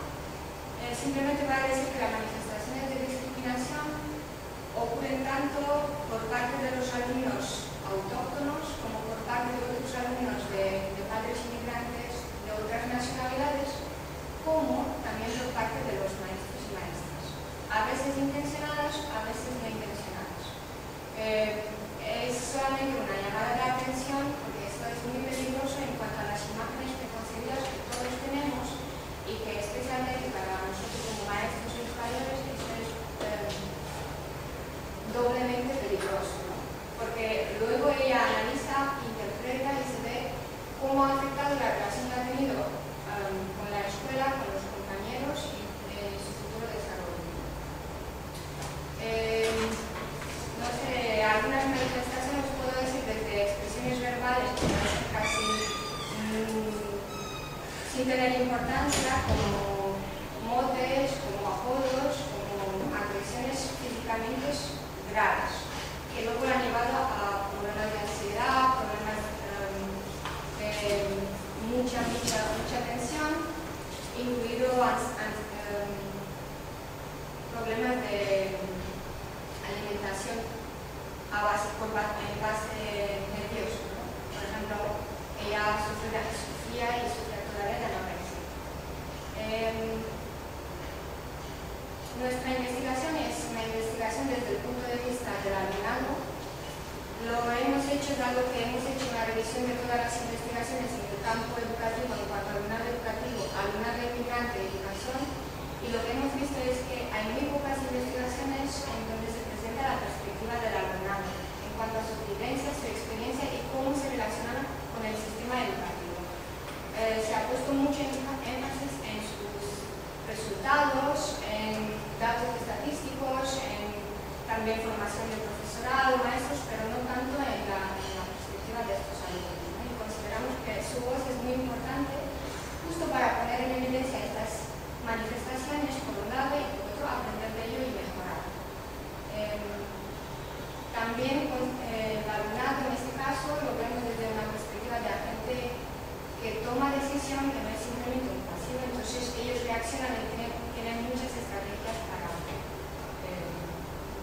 relacionarse con la escuela y cómo eso le afecta especialmente el éxito de fracasos.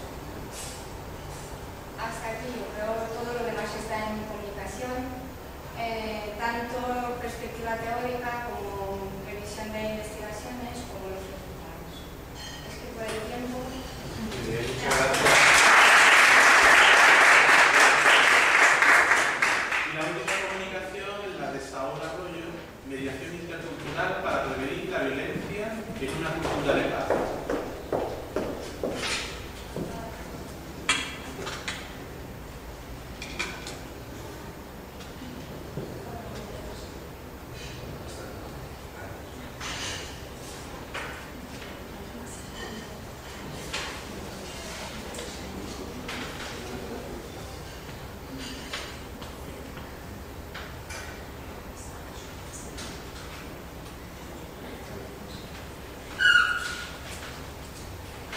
Bueno, intentaré ser lo más breve posible. Mi nombre es Saúl Arroyo Santillán. Este es el tema que se está proponiendo, es muy cercano a lo que ya expuso Remedios de Carmen, sobre lo que es la mediación, pero en este caso sobre un contexto intercultural. Este caso es sobre la Universidad Autónoma del Estado de Hidalgo, en México. Entonces, bueno, plantearé lo que es la mediación intercultural. Tiene tres ejes fundamentales. El primero de ellos es el respeto. El segundo de ellos tiene que ver que ninguna cultura está por arriba de la otra. Y finalmente, llevar hacia la convivencia.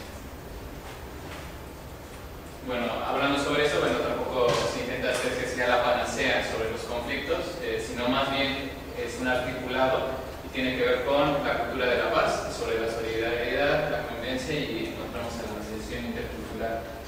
No hay fórmulas, pero sí hay ingredientes para fomentar lo que es una cultura de paz. Algunos de esos ingredientes son los modelos de mediación, la mediación intercultural, precisamente, y la figura del mediador como un tipo de actor social. Dentro de la mediación intercultural requiere dos culturas necesariamente. Pueden ser desde el aspecto religioso, puede ser desde, en el caso de México, lo que sería un poblado indígena o un poblado de mestizos, o en la cuestión religiosa puede ser entre católicos y musulmanes, así sucesivamente. Debe de haber un conflicto, puede ser de intereses o de algún otro más, y debe de existir un mediador, o puede haber una pluralidad de mediadores.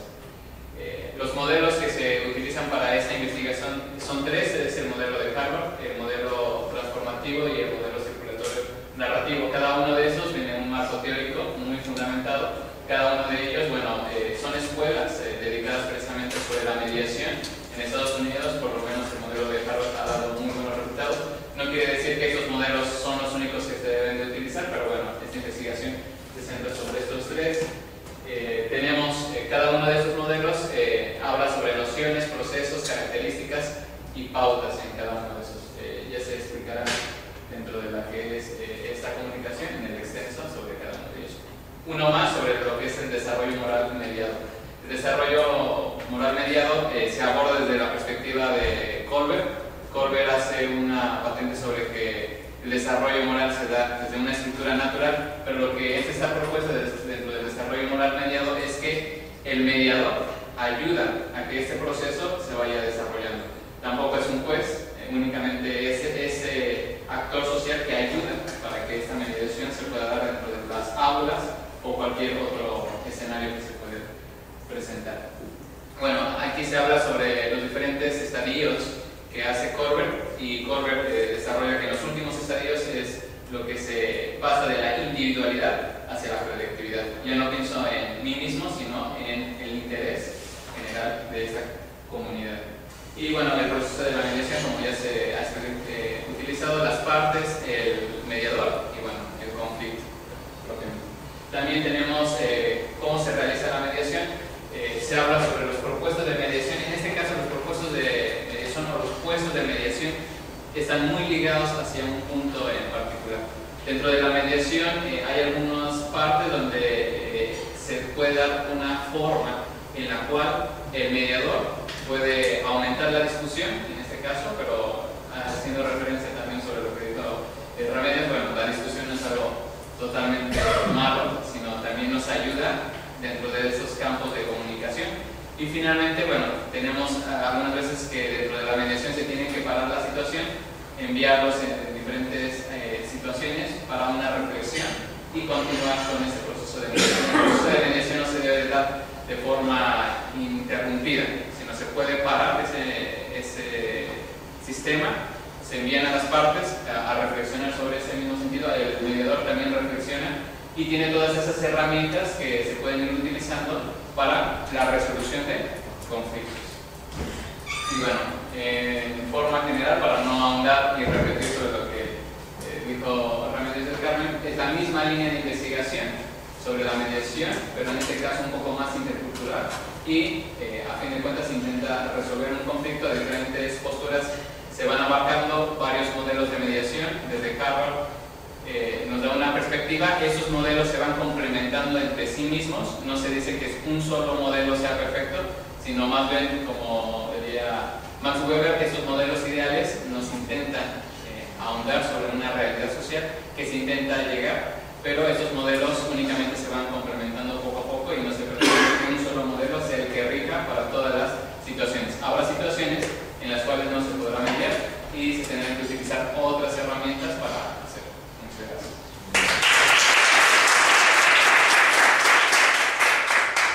Muchas gracias, Raúl, por tu comunicación. También muchas gracias por venir, porque viene de México desde tan lejos y hacernos una aportación desde otra cultura. Bueno, hasta aquí las comunicaciones. Si queréis hacer alguna pregunta, podemos, no sé. Sí, voy a hacer una pregunta a Remedios.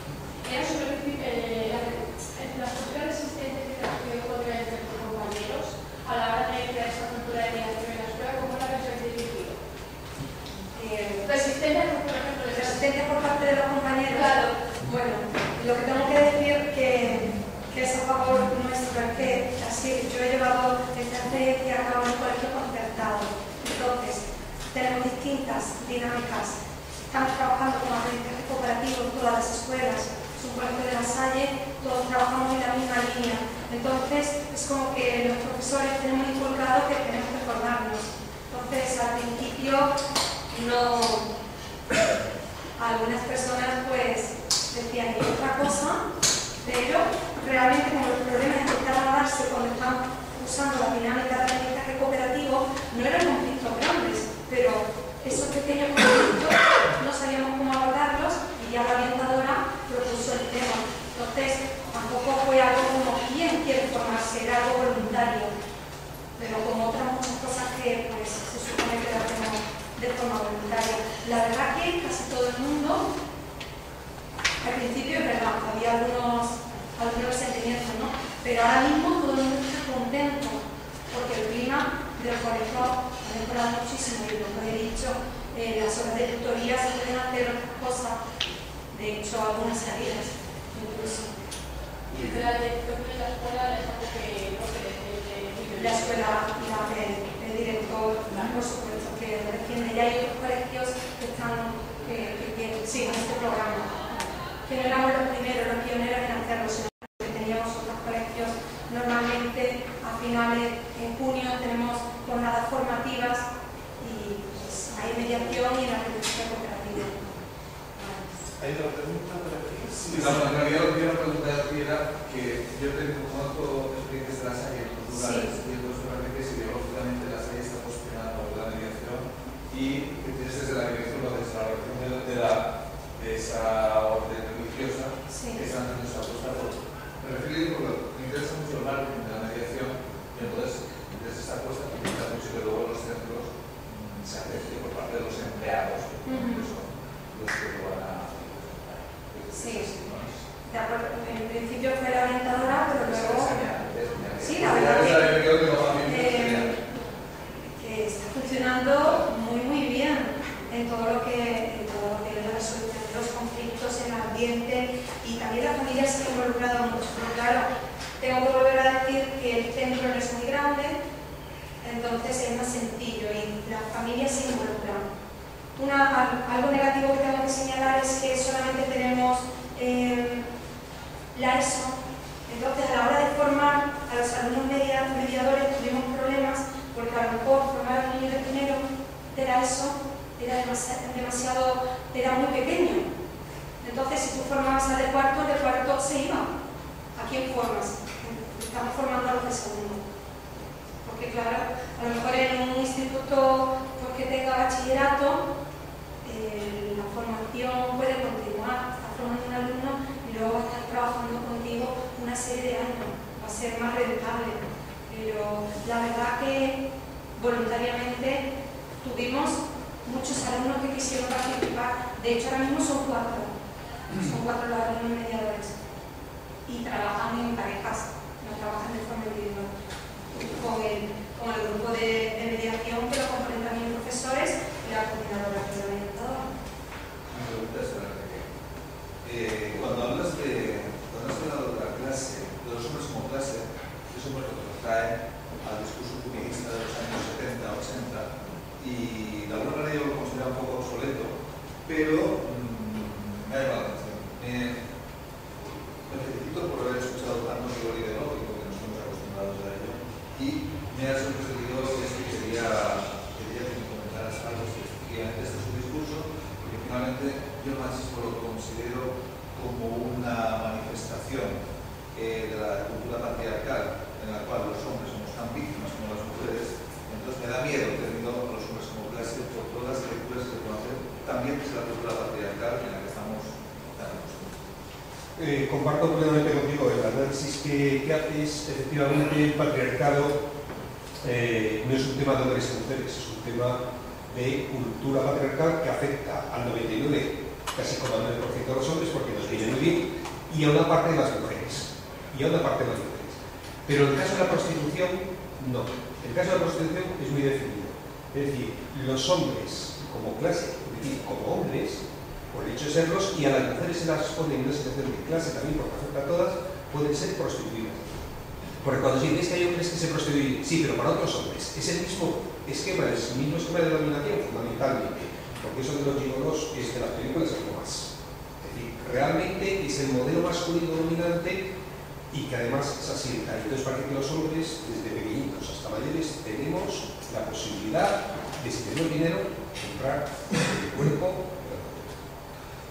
A mí me llamó mucho la atención la publicación tuya porque es un tema muy espinoso, es un tema que los estados miran hacia otro. Creo que las queda corto porque hay mucho detrás, mucha delincuencia, delitos, trata de blanca, etcétera. Es penoso el tema y eso los gobiernos miran hacia otro lado. Ninguno, decimos que sea, no actuamos muy poquito, ¿no? Hubo una comisión parlamentaria donde se estuvo informando, se estuvo analizando, se estuvo decidiendo, pero no se llegó a ninguna conclusión porque es verdad que nadie se quiere mojar con ese tema porque todo el mundo sabemos dónde están los puticlubs en todas partes. La policía, la no sé qué, pero como es un tema de las mujeres, ahora estamos con la crisis y no es el momento. Como es un tema de las mujeres, siempre queda en segundo lugar. Como es un tema que afecta fundamentalmente a la mujer y sobre todo que maneja, quitando la droga, es el segundo negocio y las armas, que maneja más dinero que mucho. Aquí la escuela juega un papel fundamental, más que prevención, ¿no? Los que trabajáis en el ámbito educativo, primaria, secundaria, ¿cómo tratáis este tema de la prostitución en vuestra aula? No, normalmente no se trata. No se trata, pero el tema de la sexualidad. No hacemos prevención. Pero la prevención es justamente al revés, porque lo primero que se empieza a poner en las normas de convivencia es no decir palabrotas. Y tú dices, palabrotas que además tienen que ver con el sexo. Y me dice, pero vamos a ver, tus prejuicios sobre el sexo, el no decir joder, no decir eso, la iniciación a la sexualidad que solemos tener siempre es fuera del aula, fuera de los canales familiares, fuera de la normalidad. Siempre con los amigos, las amigas, las revistas porno, y al final ese modelo de sexualidad lógicamente tiene que ver mucho con la sexualidad prostitucional, con la pornografía, con todo este mundo que se sigue manteniendo y defendiendo. Y la escuela está ajena, como de tantas otras cosas. Yo entiendo que los hombres como clase quieren pagarnos un precio con la prostitución que yo creo que en realidad por el costo secundario. Es decir, cuando nosotros vamos de putas, luego uso nuestra actividad sexual, pero desplazamos nuestra capacidad de amar, la negamos y en ese momento pues hacemos algo que podría ser vinculado con el amor, porque a veces esto término la gente lo une, y entonces desde aquí, cuando los hombres van a tener una relación sexual con la mujer, dejan de considerar otra persona como objeto de deseo en un término más complejo que el deseo sexual. Entonces, yo creo que estos hombres que van de putas y que efectivamente es una tasa altísima en este país y que finalmente en el fondo no es una cosa que se considere ni siquiera significativa, ¿no? Pues están ahí, como están los semáforos, que están los kioscos, o es parte de nuestra realidad, aceptamos así. Pero entiendo que somos víctimas también del patriarcado cuando no tenemos esa angustia que nos pueda permitir elaborar una manera diferente de nuestra capacidad de amar y que la nosotros como colectivo a través de la prostitución, es decir, del sexo mercenario. Yo creo que es mucho más complejo el lugar que ocupamos los hombres y creo que el patriarcado hace un trabajo excelente con nosotros y aquí yo diría como de la seguridad como colectivo. Quiero decir que ahí tenemos una revisión de fondo que hacer porque nos están metiendo a lado del patriarcado. Me preocupa y me ha movido una comunicación muy interesante, la verdad. Te quería preguntar una cosa muy rápida que me tengo que ir. Has dicho del tema de la violencia escolar, de la convivencia, que el estudio que habéis hecho va a ser publicado recientemente. Me gustaría saber si me puedes decir con qué nombre o dónde. Pues todavía no te lo puedo decir. Pero lo estamos negociando. Es que todavía el nombre definitivo no lo tenemos. Es que me interesa. Vale. Pues, hombre, el informe, si me dejas tu correo, te lo mando. Sí. Vale. Si quieres luego, me lo paso. Y que el compañero quería hablar también. Yo era para decir, en el mismo sentido cuando decía Enrique que se ha llevado a cabo el Internet, el Parlamento se ha votado y todo eso. Pero claro, ¿Cuál? la propuesta de regularizar la Constitución es verdad que se ha llevado y se ha votado en el Parlamento, pero claro, ¿cuál era la intención de llevarlo? Que era, digo, Hacienda, donde decimos, Hacienda somos todos, no es, quiero cobrar de todo. Es la diferencia, ¿no? Luego en la realidad no cobramos de todo, pero bueno, digo, eso y la oferta, se va por valores de, se me va más una comunidad dice esto, pero no, la intención de todo es encajar bien ahí. Pero se está haciendo un ayuntamiento, de eso. Pero ¿qué ha pasado por el Parlamento? Yo decir que coincido plenamente con la conclusión que tú dabas, que es decir, no debe existir, no legalizar y hacer prostíbulo con unas condiciones laborales óptimas para... No, eso debe existir, yo no soy de la opinión. Y por ahí es por donde debemos de intentar actuar, ¿no? Desde la escuela, y si podemos llevar propuestas a los políticos. De todas formas, una cosa muy concreta, el modelo de Suecia, que lo llevan experimentando desde hace 30 años, que llevan en todo el modelo feminista, lo llevan años luz, lo que persigue es al prostituidor, es decir, al mal llamado cliente, y las prostitutas de alternativas si quieren salir, pero tenemos que dejar de hablar en prostitución de las prostitutas, tenemos que hablar con qué pasa con el 50% de los hombres, de los seres humanos, que no somos capaces de tener relaciones normales con las mujeres en igualdad. Es nuestro problema y que en eso las investigaciones que hace Luca se centran, que es a mí fundamentalmente lo que me preocupa. ¿Qué pasa? ¿Que no sabemos vivir sin servidoras sexuales y domésticas? ¿Qué problema tenemos los hombres? Que es más fácil. Hombre, Es como que tenemos una relación amorosa. ¿Alguna pregunta? Pues nada, muchas gracias a todos, la intervención ha sido muy interesante y ya nos vemos.